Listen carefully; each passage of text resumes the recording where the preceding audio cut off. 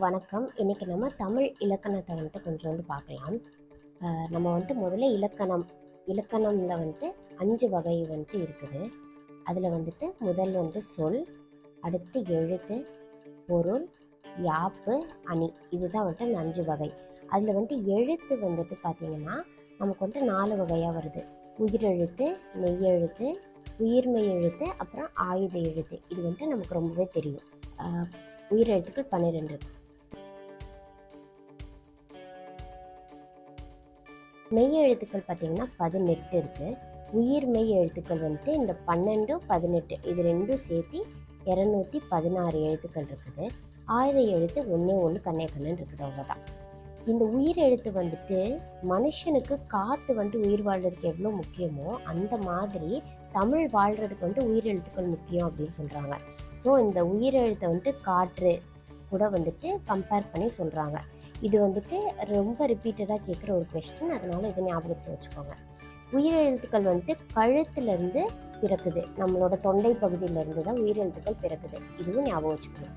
ஆயுத எழுத்து ஒன்றே ஒன்று தான் இருக்குது. ஸோ ஒன்று தலை அப்படின்னு ஞாபகம் வச்சுக்கோங்க. இது ஆயுத எழுத்து தலையிலேருந்து பிறக்குது. அடுத்து மெய்யெழுத்துக்களும் உயிர் மெய்யெழுத்துக்களும். இதை நம்ம டீட்டெயிலாக அப்புறமா பார்க்கலாம். அது இல்லாமல் இந்த உயிர்மெய் ஆயுதம்னு இல்லாமல் எழுத்தை இன்னுமே நம்ம 2 வேறையாக பிரிக்கலாம்.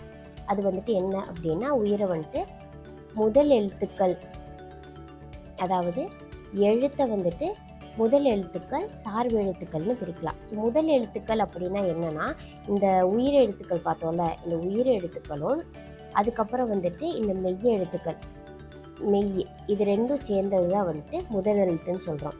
ஏன்னா இப்போ சரி, சார்பு எழுத்துன்னு என்னென்னு பார்க்கலாம். சார்பு எழுத்து அப்படின்னா இந்த உயிர்மெய் எழுத்தை தான் நம்ம சார்பு எழுத்துன்னு சொல்கிறோம்.